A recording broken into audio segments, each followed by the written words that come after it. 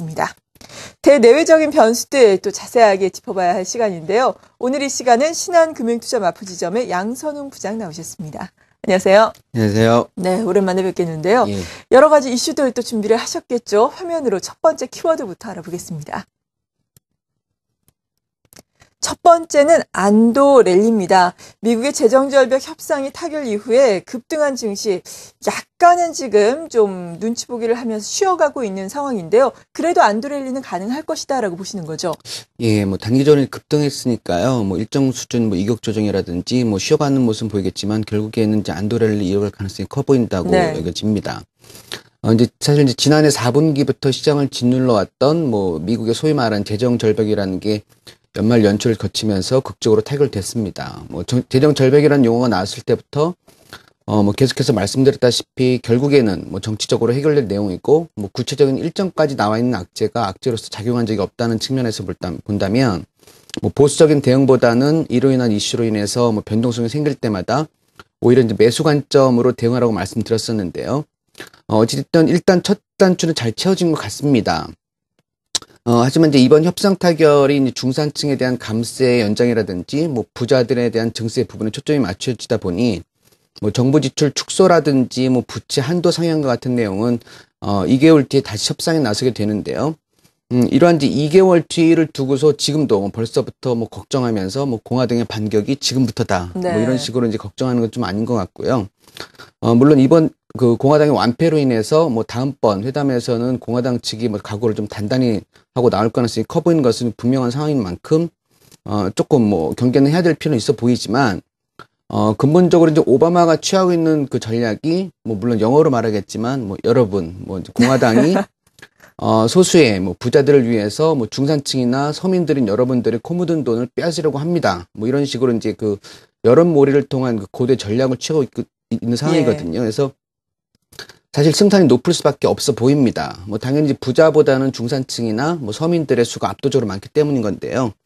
또 과거의 사례를 보듯이 2009년 말에 그 건강보험 개혁안이나 2010년 말에 감세 연장 법안 통과 사례를 보듯이 증시가 이제 이런 정치적 그 타결 이후에는 최소 2주간 상승 랠리를 지속했다는 점에서 조금 더 안도 랠리가 지속될 것으로 보여지고요. 이로 인해서 이제 그동안 유럽계 자금에 비해 상대적으로 위축되어 왔던 미국계 자금이 좀 복귀가 된다면 적어도 1월 중순까지는 그 단기 속도 조절은 거치겠지만 안도 랠리가 펼쳐질 가능성이 좀 어느 때보다 높은 만큼 일정 수준의 현금 비중을 유지하면서 바이앤홀드 전략이 여전히 유효하다고 볼 수 있겠습니다. 네, 1월 중순 정도까지는 속도 조절을 거치면서 안도 랠리가 펼쳐질 가능성이 크다라고 시장을 긍정적으로 보고 계신데요. 그렇다면 어떤 전략이 필요한지 계속해서 알아보겠습니다. 두 번째 키워드 화면으로 만나보시겠습니다. 두 번째는 4분기 실적입니다. 다음 주 초에 삼성전자가 잠정 실적을 발표를 하게 됐는데 이것을 시작으로 또 4분기의 실적 시즌이 본격적으로 열리게 됩니다. 먼저 전반적으로는 어떻게 보세요? 사실 이제 그 4분기 실적 그 추정치가 대부분 업종이나 종목들이 많이 하향된 종목들이 예. 많이 있습니다. 그래서 그로 인해서 주가가 그동안 많이 내린 측면이 없는데요. 이러한 상황에도 불구하고 4분기 실적 추정치가 상향된 종목들이 좀 있어가지고 이에 대한 관심이 좀 필요해 보이는데요. 네.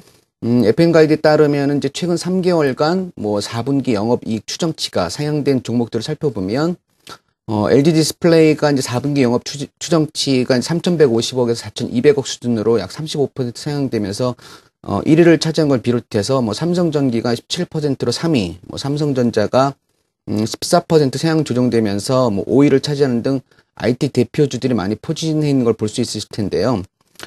지난해 미국 연말 소비 시즌 때 예상보다 IT 기기 판매가 양호했고 또 이번 달 중국 춘절을 앞두고 패널이라든지 IT 부품 수요가 좀 늘어난 점이 전망 상향의 배경이 된 것 같습니다. 네. 하지만 최근 이제 강세를 보이는 종목들을 보면 IT 대표주보다는 화학이나 건설, 철강, 증권, 은행, 조선 등의 업종이 좀 눈에 더 띄는데요.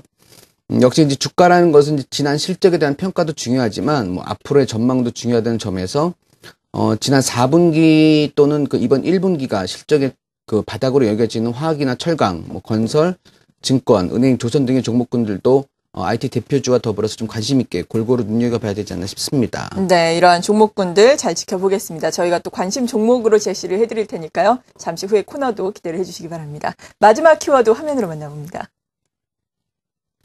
마지막 키워드는 주도 업종으로 꼽았습니다. 사실 시장 분위기가 참 괜찮죠. 하지만 딱히 주도 업종은 없는 가운데서 그래도 앞으로 시장을 긍정적으로 본다면은 단기적으로나마 관심을 가질 수 있는 업종군들 우리가 꼽아볼 수 있을 것 같거든요. 어떻습니까? 예, 뭐 그 주도 업종이라기보다 예. 뭐 단기적으로 제가 이제 관심을 좀 갖고 있는 종목들을 좀 살펴본다면 이제 어제에 이어서 오늘도 좀 강세를 보이고 있습니다. 뭐 그 다른 특징주를 들라고 하면 태양광주를 들 수 있겠는데요. 바닥을 모르고 이제 추락만 하던 이제 폴리실리콘 가격이 뭐 11개월 만에 킬로그램당 뭐 15.35달러에서 소폭이나마 그 오른 상태로 상승했다는 소식에 힘입어서 뭐 어제 같은 경우는 오송 LST, 뭐 STN, 넥솔론 등의 상한가를 간 것을 비롯해서 주성 엔지니어링, OCI 등이 이제 초강세를 보였습니다.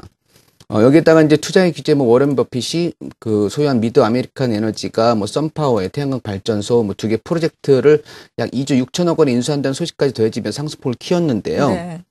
그 중에서도 대장주인 OCI를 좀 관심 있게 지켜보고 있습니다. 사실 그동안 이제 폴리실리콘 가격의 급락은 글로벌 경기 침체로 인해서 뭐 수요가 좀 감소하고 각국 정부의 보조금 축소라든지 뭐 가격 경쟁력을 확보하지 못해서 파산한 이제 중하위권 업체들의 보유 물량, 그 정리 매물이 그 하락의 주요 원인을 볼 수 있겠는데요. 이제 가끔 길 가다 보면은 뭐 사장님이 망했어요. 뭐 회사 정리, 뭐 창고 대방출, 뭐 이런 식의 그런 걸 볼 수 있겠는데 지금 폴리시콘 그 가격 급락의 원인이 이런 식으로 보면 되겠습니다. 네. 이제 하지만 이제 OCI 같은 경우는 이제 상대적으로 고순도의 제품을 생산해 오면서 뭐 시장보다 높은 판매 가격을 유지해 왔고요.